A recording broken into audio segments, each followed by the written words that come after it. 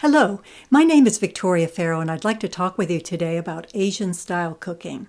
I've said Asian style because we'll be working with Asian recipes, but in many cases adapting them somewhat for more readily available ingredients and supplies. Asia refers to a huge area. For this introduction, we'll look at some recipes from China, Korea, Thailand, Vietnam, and India. This will be by no means a comprehensive look. Rather, I'll be sharing some tips on techniques and some favorite recipes of mine. A handout that includes full recipes for all dishes discussed, as well as a list of pantry items, is included at the end of the presentation. We'll work with East and Southeast Asia first. It's difficult to cook Asian foods without at least a few special ingredients. For East Asian cooking, it's helpful to have soy sauce, rice vinegar, and a sesame oil. To me, those are the most essential ingredients for your pantry. It's great to add a hot pepper sauce of some sort if you like spicy foods, and oyster sauce and hoisin sauce are two flavorings used a great deal for sauces. Sweeteners, noodles, or rice are also helpful to have. I mentioned sesame oil as a key pantry item. When we hear oil, we often think of frying, but generally sesame oil is instead used as an added flavoring. Toasted sesame oil is made from toasted sesame seeds.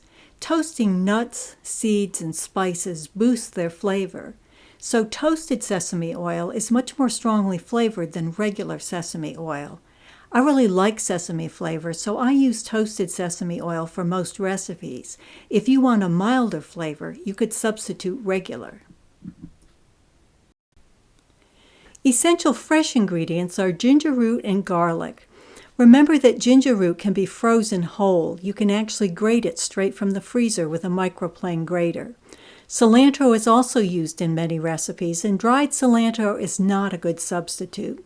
I chop and freeze any extra cilantro so I can use frozen cilantro whenever fresh isn't available. I enclose the chopped cilantro in foil and put the foil packet in a freezer bag in the freezer. Cilantro, also called Chinese parsley and coriander leaf, is readily available regionally. But every time I send my husband to the grocery for cilantro, I'm reminded that it can be difficult to distinguish the herb from Italian parsley. If you look closely, though, cilantro leaves are more finely serrated and rounded. Usually the cilantro leaf is also more tender and often a little lighter green. Here are some additional pantry ingredients that you might want to have on hand for specific East Asian dishes. Fish sauce, tamarind paste, coconut milk, hot chili oil or chili garlic sauce, fermented black beans, sesame seeds, spring roll wrappers, fresh lime or lime juice, and 5 spice powder. You can easily select recipes that include the ingredients you have on hand. When we hear Asian cooking, we often think immediately of stir-frying, and we will be looking at that technique in some stir-fried recipes. But Asian cuisine includes other dishes, and I'd like to introduce you to a few of those first. Let's start with a salad I make a lot. It's great because it uses very few ingredients, is easy to make, and can be made in advance of the meal. It also keeps very well for several days. It's called Chinese smashed cucumbers. It's called smashed cucumbers because you literally smash cucumbers. The recipe works best with hothouse or English cucumbers. Those are the long, thin cucumbers wrapped in plastic in the grocery. They have very small seeds, and they're wrapped rather than being waxed, so you can use the peel. If you purchase waxed cucumbers, you will need to peel them and remove any large seeds. Cut each cucumber into thirds. Put the 3 pieces in a Ziploc bag and then smash with a rolling pin or pan. Each cucumber segment will break into 2 or 4 pieces. If the cucumber breaks into just 2 parts, cut through the center of each half to make 4 spears. Break each spear into pieces. You may have to twist if your cucumber isn't really crisp. You can also cut the spears into pieces, but the smashing and tearing results in more nooks and crannies that hold the dressing. Toss the pieces with kosher salt and then put in a colander over a plate to drain for 30 minutes. Next, combine the vinegar and garlic and let it sit for 5 to 15 minutes. The longer it sits, the more tame the bite of the garlic will be because acid tames garlic. When you're ready, add the soy sauce, the toasted sesame oil, and sugar to complete the dressing. The recipe calls for Chinese black vinegar, but I've given you a substitute with rice vinegar and balsamic vinegar. If you don't have those ingredients, you can find other combinations online that can substitute for the complex flavor of black vinegar. This recipe also includes some toasted sesame seeds. It's easiest to toast them in a dry frying pan over medium heat. Be sure to stir constantly and remove from the heat as soon as most are browned. Don't try to toast until all are a consistent color or some will burn. If you prefer, you can omit the sesame seeds. You don't need to rinse the cucumbers as most of the salt will have drained with liquid from the cucumbers. Combine the drained cucumbers, the dressing, and toasted sesame seeds and you will have a delicious salad that complements many Asian dishes. Another fresh vegetable dish we like to have a lot is the Thai or Vietnamese fresh spring roll. This is a great way to use fresh vegetables and herbs, and it's a nice alternative to salad. I've provided a recipe, but you can feel free to create new combinations for the filling. These spring rolls do require a special ingredient, rice paper, which is used to wrap the rolls. I also like to use rice sticks or thin rice noodles, which are just dropped into boiling water for a few minutes and drained. They provide a great stabilizing base for the vegetables in the spring rolls. I've also made them without the noodles. Both the rice paper and noodles are shelf-stable and can be found in the Asian International Foods section of the grocery or in an Asian market. Prior to assembling the spring rolls, it's critical to prepare your ingredients. The rolls are delicious with fresh mint and cilantro, so I always include those herbs. Here I also have some cucumber sticks, yellow pepper strips, shredded carrots, thinly sliced scallions, and cooked shrimp, sliced vertically in half. I often make spring rolls with just vegetables, but shrimp is a nice addition. I usually include shredded lettuce, but in these times of the coronavirus, we don't always have all the ingredients we would like to have. The nice thing is this dish is very flexible. To my left, I have the rice papers with a pan of water in front of them for softening, and to the right are the cooked rice noodles. To make a roll, first place one rice paper disc in a pan of water large enough that the disc can lie flat. I leave it in the water for about 10 seconds until it's just becoming somewhat pliable. I then move it to a cutting board. It will not be totally soft yet. It will continue to soften as it rests. If you leave it in the water too long, it will become impossible to handle and tear. I dip my hand in the water and spread water over the round as it sits on the cutting board so it continues to soften. Next, I put a row of filling about 2 inches from one edge and extend it to about 2 inches from the two sides. I usually put the herbs and shrimp down first and then the noodles and then add the other vegetables. With this one I forgot the herbs and had to add them on top, but the order really isn't critical. Next, fold the sides in over the row of filling. If there's any stiffness to the rice paper, just dip your fingers into the water and moisten it. Next, starting with the edge closest to you, start the roll. Tighten the filling against the wrapper. I use my fingers to pull the filling against the wrapper as I roll. The wrapper will stick to itself at the end. As you finish a roll, store it under moistened paper towels. You don't want the rice paper to dry out. If I'm making these for an event, I work extra hard to make them very attractive. In the example at left, the colors of the herbs and the pink uncut side of the shrimp show nicely through the wrapper. But the less elegant rolls in the center, made with wrappers that were cracked, will still taste great. They don't need to be perfect. As I make my spring rolls, I put them on a serving plate and cover them with a wet paper towel. As soon as I'm done, I cover the damp paper towel with plastic wrap. Note that I've used 2 pieces of plastic wrap in order to fully cover the plate so no moisture escapes. I've provided recipes for 2 dipping sauces for them, a spicy peanut sauce and a soy ginger sauce. Here we are about to have a spring roll with some of the peanut sauce. These are really fun to make and get easier and easier the more you make them. I'd like to share one more dish that can be served cold or at room temperature: Korean seasoned spinach. It really complements stir-fry dishes and is enjoyed by even people who don't normally like spinach.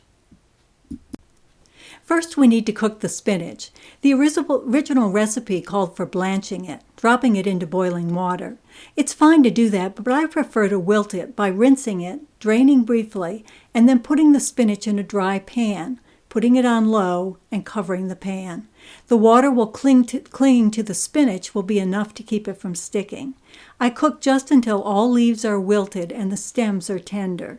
I do leave spinach stems on for this and for most recipes. They cook quite quickly. When it's tender, put the spinach in a colander under cold running water to cool it quickly, to retain the wonderful color and to keep it from cooking further. Then remove excess water from the spinach. The easiest way to do that is to squeeze a handful at a time. You don't need to make it dry, you just need to remove enough water that the salad doesn't become watery. A few squeezes should do the trick. Next, loosen the handful to separate the spinach leaves a bit. Note that we don't chop the spinach in this salad. It's really delicious to have full leaves of spinach, even if the spinach is large leaf. I prefer this recipe when it isn't made with baby spinach. I do, though, usually trim the cut ends of the spinach stems off. I seem to have missed some with this batch. Mix the dressing of soy sauce, toasted sesame oil, and sesame seeds, and garlic. Dress the salad and you have a wonderful room temperature side that can be made in advance of the meal. Before we talk about stir-frying, I'd like to share another recipe, one I've been making for 40 years, for fried pork dumplings.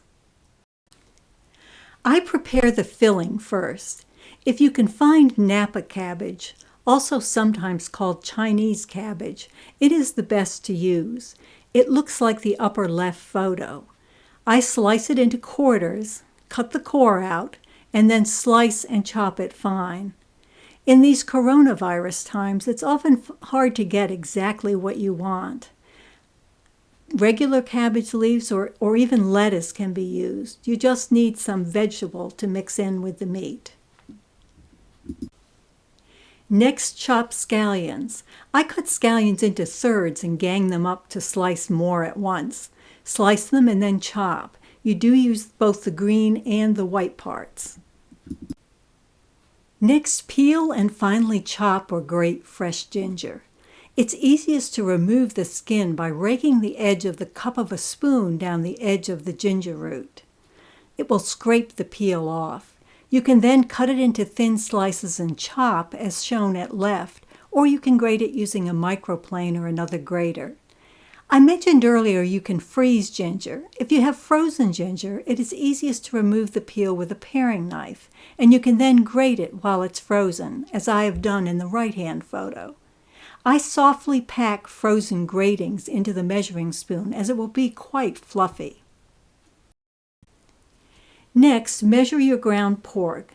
I actually like to grind my own meat. You don't need a lot, so if you're grinding it specially, country-style ribs are a good substitute for a large pork butt, the usual cut for ground pork. It's also fine to purchase ground pork. Mix the pork with the soy sauce, sesame oil, and the ginger and cabbage and immediately refrigerate. I always refrigerate meat whenever I can, as it's important to keep it at 40 degrees or less to keep it safe. It's also important to wash your hands before and after working with it, and to also sanitize surfaces. We really want to keep our food safe for others to eat. I'm providing a recipe for making the wrappers because they're easy to make and delicious, but it's fine to purchase dumpling wrappers if you can find them, or even wonton wrappers as well. The dough is simply flour and water. Be sure you don't add extra water to make it a smooth dough when you first mix it. It'll be shaggy as it looks here until you knead it. You do not want the dough sticky or it will be impossible to roll out. Knead the dough, cover it with a bowl and let it rest for 30 minutes. It will become more moist and soft and easier to work with. Use your fingers to make a hole in the center of the ball of dough and move your hands around the donut to make the hole larger and larger. Cut it in half, straighten each half out, and cut into equal pieces. Cover most with the bowl and shape several into balls. Roll the balls into circles. It's best to roll toward the center, repositioning the circle for the next roll. That way the outer edges, which will be pinched together, are thinner, and the center, which will remain a single layer, is thicker. If you find the dough sticks to your rolling pin, it has too much water. You can try incorporating a little more flour on each ball as you work with it. When the circle is completed, put 1 tablespoon of the raw filling in the center. Squeeze the dough against the filling at the center and then pinch the edges together. You want to avoid trapping any air between the filling and the wrapper, so always work from the filling to the edge. Seal the rest of the half of the circle and then pleat it if you wish. It's also fine to just leave the edges straight and pinched. The dough easily sticks together. Repeat that with the other half. Put each dumpling on a floured baking sheet as you finish sealing it. If you're making many, refrigerate them as you complete them. To cook them, you'll want to fry for a few minutes, add water to the pan, cover it, and cook until the water has all been absorbed. You will then finish them off with a final frying to make the bottoms crisp. These can be served with a dipping sauce that is equal parts of soy sauce and rice vinegar.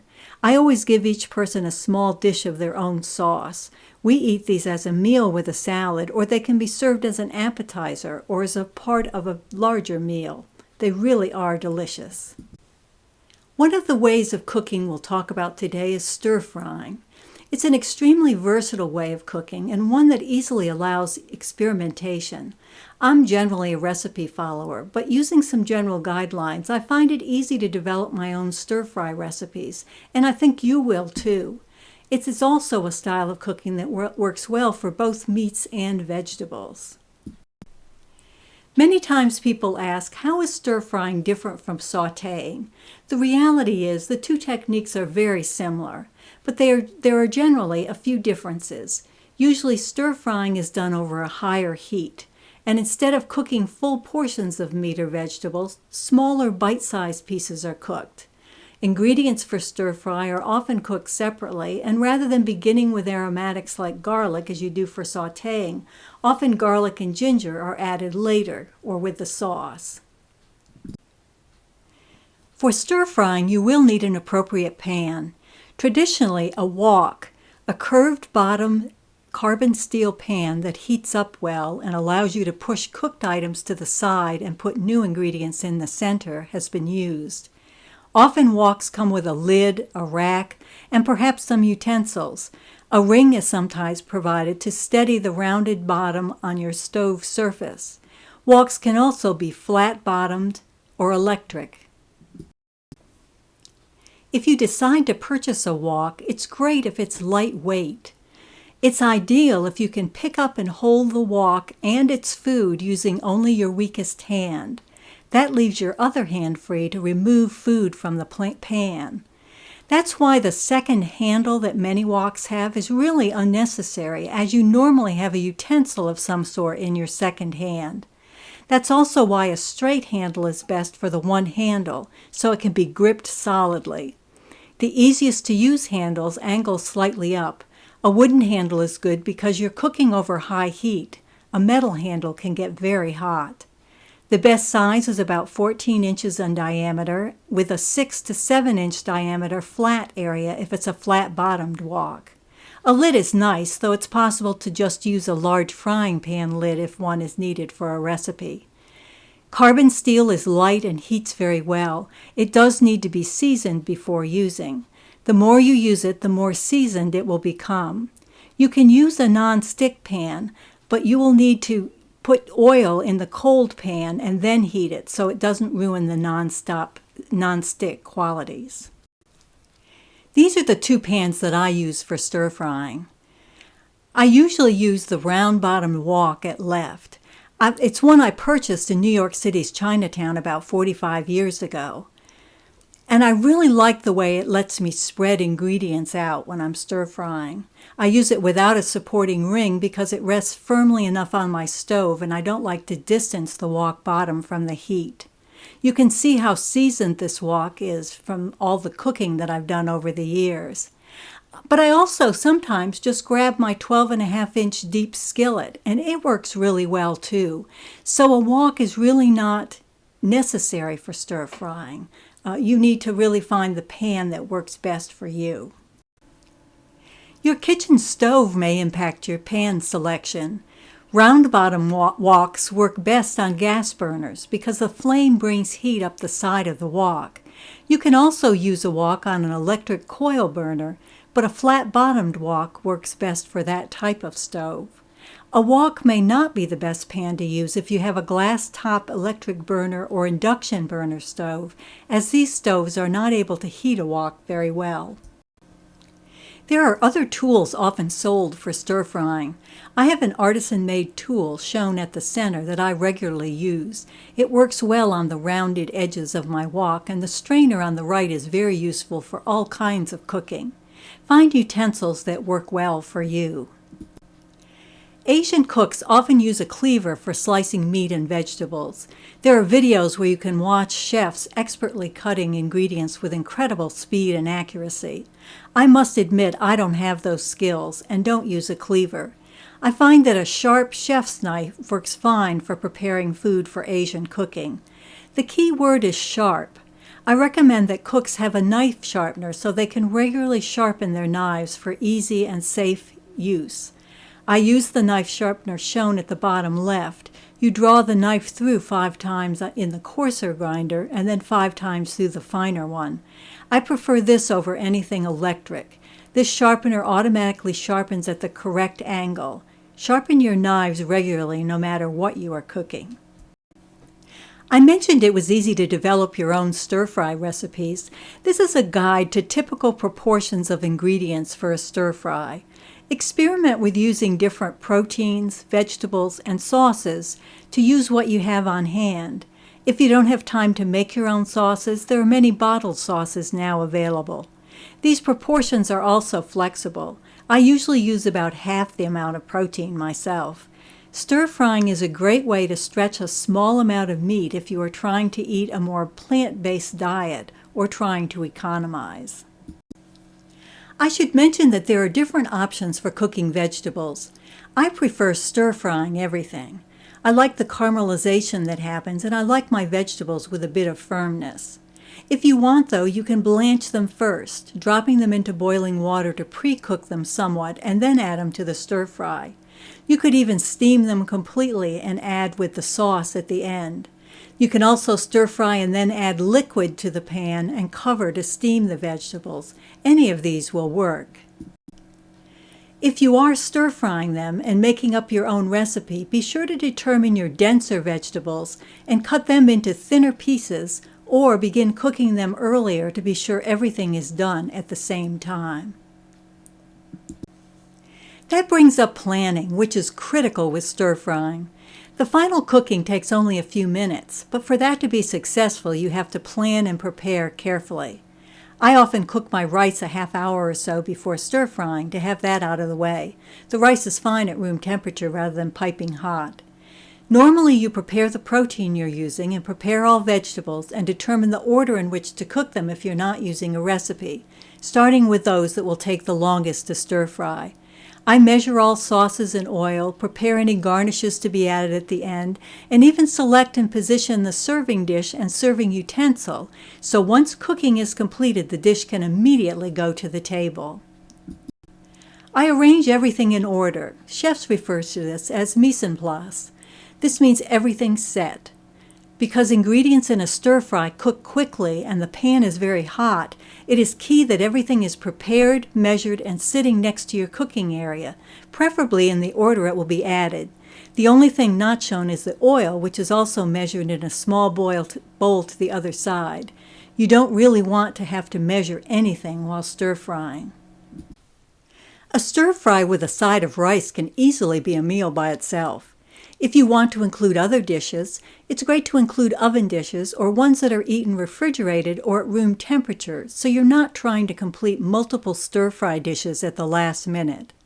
Also, remember that if you're cooking for large numbers of people, you will need to stir-fry in batches in order to not crowd the pan. In the meal you're looking at, the asparagus dish is very good at room temperature, as is the rice, so only the chicken and tofu stir-fry had to be completed at the last minute. Let's now explore a few stir-fry recipes, but remember you can use the generic recipe and your favorite vegetables and sauces to easily create your own stir-fries. One of my favorite stir-fries is asparagus and shiitake mushrooms. It's quick to make, has great flavor, and tastes very good at room temperature, so it can be made before the last minute. It's best made with medium-sized asparagus and shiitake mushrooms, but it also works with other varieties of mushrooms and other size asparagus. Many warn against washing shiitake mushrooms, as all mushrooms will absorb water. I use a pastry brush to remove any visible dirt, but I must admit that I always give them a quick rinse and then quickly pat them dry. The stem on a shiitake is too tough to eat, so it needs to be removed. You can pinch near the cap and pry it off, or use a paring knife to slice it off flush with the underside of the cap. Next, cut each cap into thin slices. I usually stack 2 or 3 of these flat mushrooms and slice them at the same time. You can also use other mushrooms, but shiitakes have a wonderful flavor and texture for this recipe. Discard any stems or keep them for your next vegetable stock. Remove the tough ends from your asparagus. If you grasp the spears with the top in one hand and the bottom in the other, they will naturally break at the point where it becomes too tough to eat. The bottom should be discarded, cut into 2-inch lengths. It's better to have some pieces that are smaller than to not make the last 2-inch cut. Longer pieces are hard to eat. Finally, slice the green parts to 2 scallions. You can continue to slice into the light green area, but be sure not to slice into the white area. Save that for another recipe. Peel fresh ginger, as we discussed earlier, and grate. You can also use grated frozen ginger for this recipe. Combine ingredients for the sauce. Water, soy sauce. I always use low sodium if possible.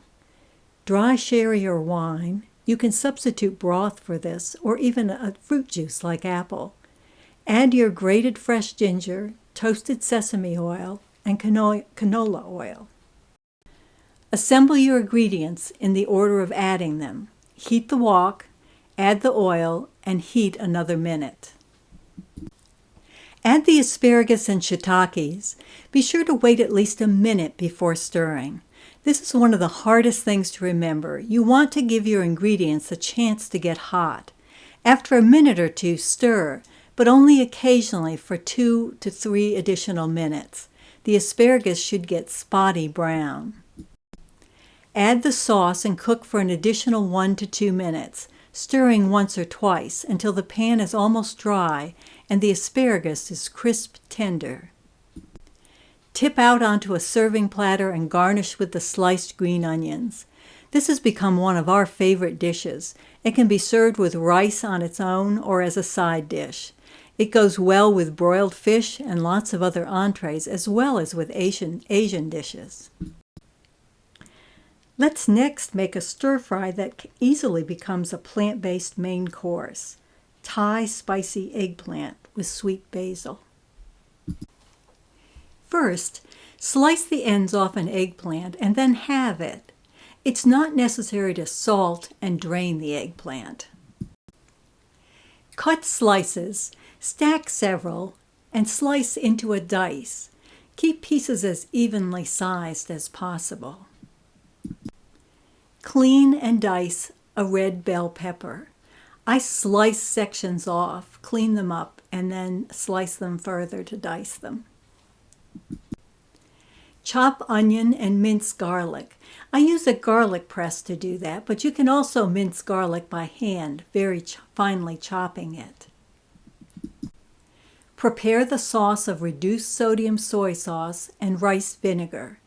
Measure out the brown sugar you will add separately, and wash and chop or tear fresh basil leaves. Stir fry the red pepper flakes in oil. You can adjust the amount to suit your taste. Note I'm using my deep frying pan this time rather than my wok. I find either pan works equally well for this. Watch that you don't burn the red pepper flakes. We fry them in oil before adding in other ingredients to extract flavor. It makes a flavored oil that will flavor our entire dish. Add the eggplant and stir fry until it's primarily translucent, as on the right. Add the red pepper and onion and continue stir frying. Add the sauce and sprinkle the sugar over it and stir fry. Then add the basil and serve. I'm serving it here with rice cooked with red cabbage. It works well with rice as a main dish, but can also be used as a side dish. It's really delicious. Next, let's cook a stir-fry recipe that includes both chicken and tofu, a soy product high in protein. If you're wanting to reduce your meat intake or introduce your family to eating tofu, this is a great first recipe. Tofu is found in the grocery store in a refrigerated section, often with produce like mushrooms. Once in a while it's with dairy products like cheese. I always buy firm or extra firm tofu, and I make it even firmer by pressing it. You can buy a tool designed to press tofu, but I remove it from the liquid in the container, place it on a dinner plate, place a second plate over it, and place something heavy like a bag of flour or sugar on top. I then set this in the refrigerator for at least an hour if possible. The more water that's pressed out, the more the tofu will hold its shape during stir frying. The blue arrow points to the liquid being pressed out. Prepare the sauce combining low-sodium soy sauce, lime juice, oyster sauce, honey, and canola oil. I have successfully substituted hoisin sauce for the oyster sauce in this recipe, and it's also worked well. Feel free to experiment. Slice the chicken breast across the grain. The red arrow indicates the direction of the meat fibers, and the broken white line shows the direction to slice. We always slice across the grain to keep the meat fibers short, which makes the meat more tender to eat. If you put your meat in the freezer for 45 minutes or so, it will be easier to slice. Cut slices into cubes and then cut the pressed tofu into similar sized pieces. I put the proteins in a refrigerator dish, add the marinade or sauce, cover and then refrigerate until 20 minutes before stir frying. You can gently turn the pieces over at least once in the marinade. Finely slice scallions crosswise into circles. Cut the broccoli into florets. I keep the pieces fairly small so they easily stir fry. Cut carrot sticks about the same size as the broccoli pieces. In stir fries, it's best to keep vegetables cut in similar size pieces if you'll be adding them to your pan at the same time. Toasted cashews are included in this dish. The original recipe called for frying them in oil in the wok, but I find them too oily done that way. I toast them in a dry skillet over medium heat or in a toaster oven at 350. You could also use a full oven, but I always hate to heat it up for something so small. However you toast them, be sure to stand there and watch them. They burn very quickly. They're an oily nut, so no oil is needed. These are a great flavor and texture addition to the dish. Assemble your ingredients. Be sure to take any meat you're going to stir fry out of the refrigerator about 20 minutes before frying. That will keep your meat from cooling down your wok or frying pan. You want the meat to fry, not to simmer. Note that I have my tofu and chicken draining to avoid excess liquid during the initial frying. I'm capturing the sauce because we'll add it to the wok later. This recipe is a little unusual in that you stir fry the vegetables first and then remove them from the pan. Whenever cooking a meat or even a vegetable and removing it from the pan, I always put it in a clean dish rather than using the dish it had been in before cooking to avoid any possible contamination. Fry the drained proteins. Spread them in a single layer and let them sit for at least a minute before stirring. You want them to brown a bit. Be sure to stir gently and not too often. I have put all the protein in at once, and you can see that it's really too much to fry at once. Usually we only stir fry about 8 to 12 ounces at a time. You can see the marinade sauce collecting, so there's a danger of the protein not frying properly. When that happens, I push the proteins above the liquid in the wok so they can continue to fry dry. Add back in the vegetables and add the leftover marinade or sauce and the cashews and stir until warm through. I've made this recipe replacing the chicken with shrimp and the oyster sauce with hoisin sauce, and it was also delicious. This makes a great meal with rice. The flavor is very mild, so it makes a nice meal for experimenting with eating Asian-style food. And as I mentioned earlier, it's a great way to introduce tofu and more plant-based eating. This next recipe is a really interesting variation on cooked greens. It's stir-fried Asian greens. The recipe calls for a pound of Asian greens, but I've found any greens work well, such as kale. Here I'm actually cooking some of the flower buds and stalks from kale plants and the leaves and tender stems from my Brussels sprouts plants that overwintered. Strip whatever leaves you're using from the ribs or stems. You can do that by hand or with a knife. Chop the ribs or stems and put them in a bowl. Then chop the leaves and put them in another bowl. Mix the sauce of low-sodium soy sauce, balsamic vinegar, brown sugar, and water. Mince the garlics and gather all of your ingredients. Heat the pan. Here I'm using my deep frying pan rather than a wok, but either will do. I added oil to the cold pan because my frying pan has a non-stick surface. Add the chopped stems or ribs and stir fry those until almost tender. Add the chopped leaves and stir fry. Push them to the side and add garlic and stir fry for about 30 seconds. Don't let the garlic burn. Add the sauce. Simmer until tender. You can cover with a lid if needed. Stir-fried Asian greens make a great side with stir-fried rice or other stir-fry dishes. Rice can be stir-fried with any combination of vegetables or proteins, but be sure to use rice that has been cooked and chilled. I usually make rice the day before if I'm going to stir-fry it. Adding vegetables to rice is a great way to reduce the carbohydrates or calories in a serving. Now let's move on to South Asian cooking from India. The South Asian pantry will include some new ingredients, many of which you may already have. Shown here are coriander and cumin, both ground and as whole seeds, turmeric, cayenne, paprika, and one you may not have, garam masala, which is actually a mixture of spices that you can make yourself or purchase. Other ingredients that you're likely to use include onion, coconut milk, unsweetened coconut, fresh ginger, fresh turmeric, garlic, lentils, and basmati rice. Let's start with a few fairly simple but delicious side dishes. The first is a simple salad I call Indian chopped salad. The salad just includes 3 vegetables, hand-chopped cucumbers and onion, and grated or food-processed carrots.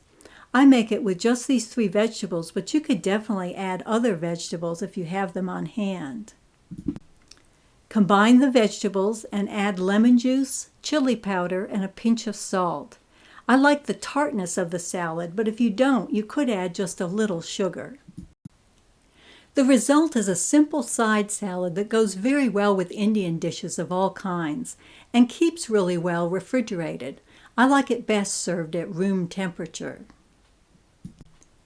Indian fried cabbage is another simple side dish that goes very well with other dishes and is something that keeps well and is very good all on its own. First, chop cabbage by cutting a head in half and then in quarters, removing the core, slicing, and then chopping.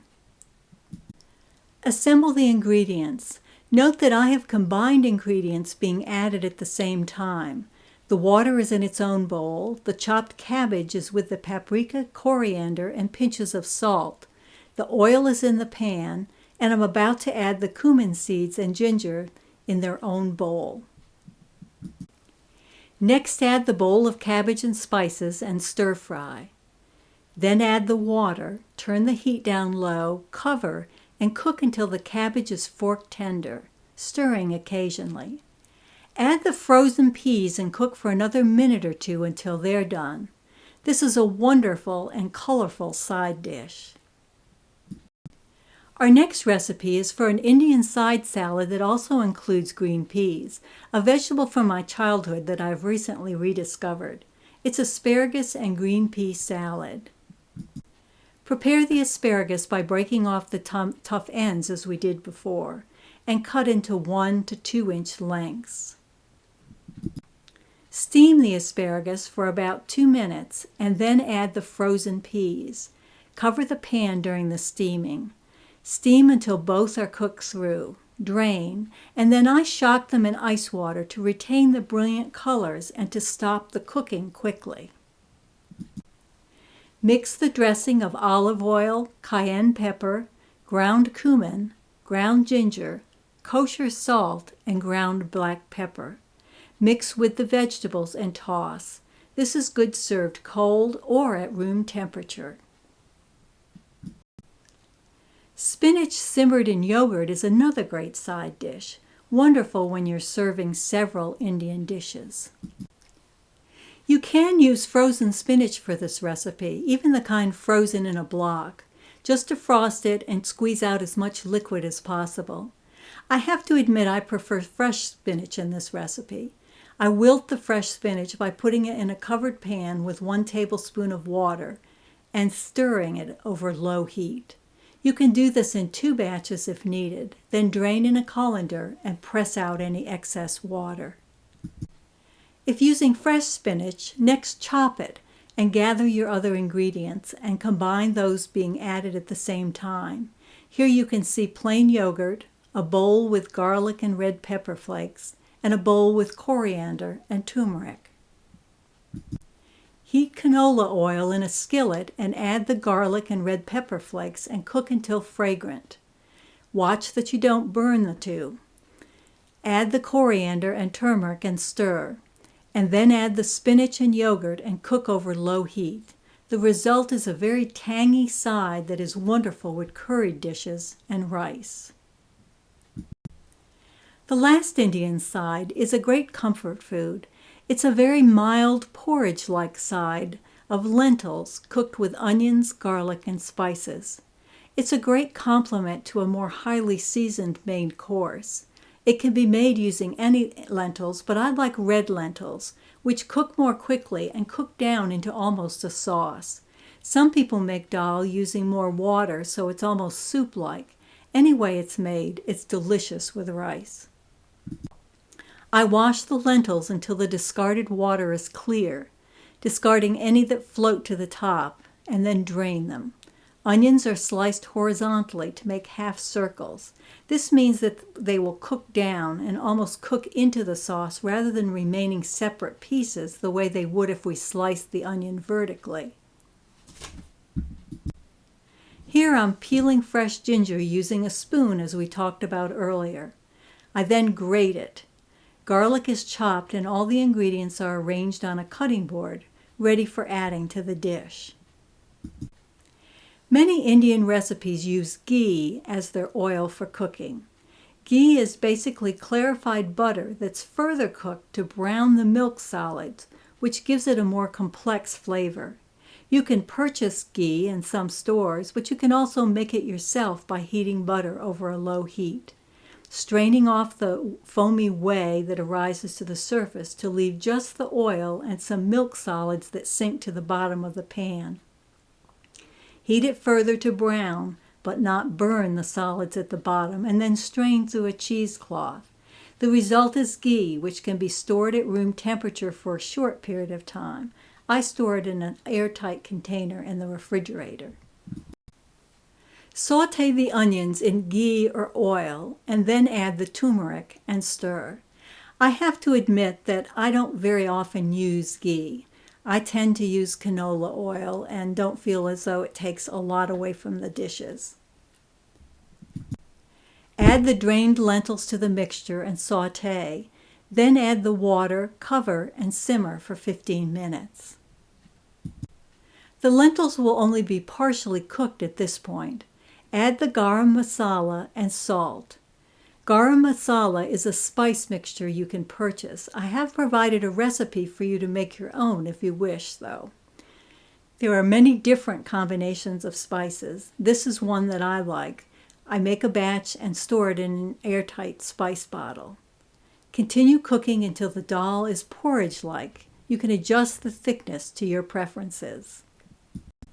This is a great side, but it can also be an entree.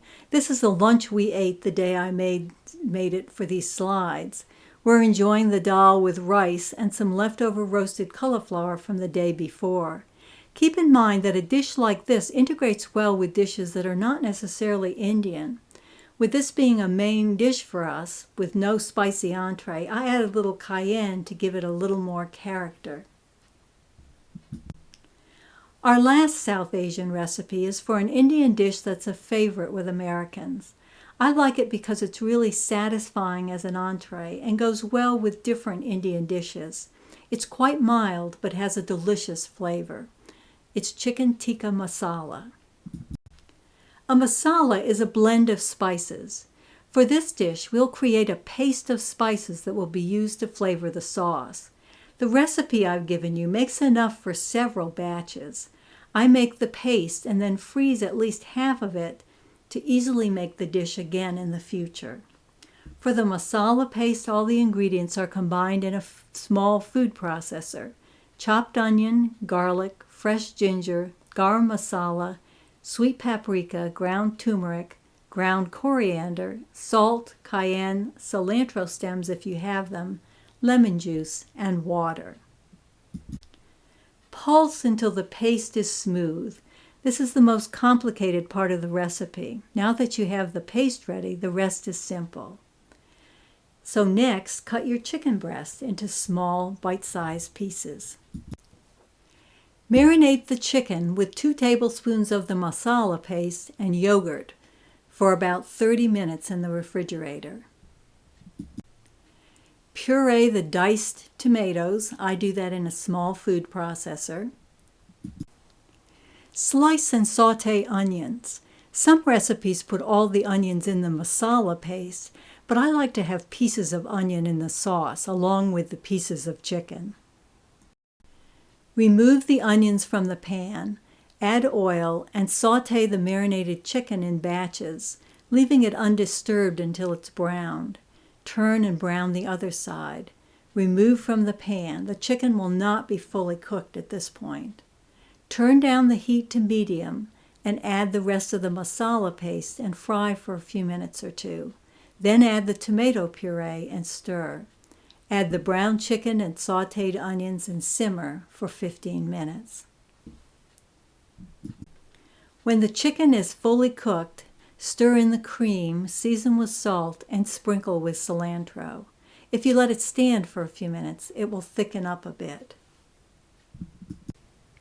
I serve chicken tikka masala with rice. I've added some cooked lentils to this rice.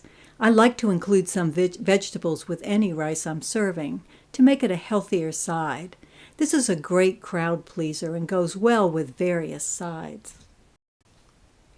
Following are all the recipes mentioned, along with a few others. I hope these will help you enjoy exploring Asian cooking.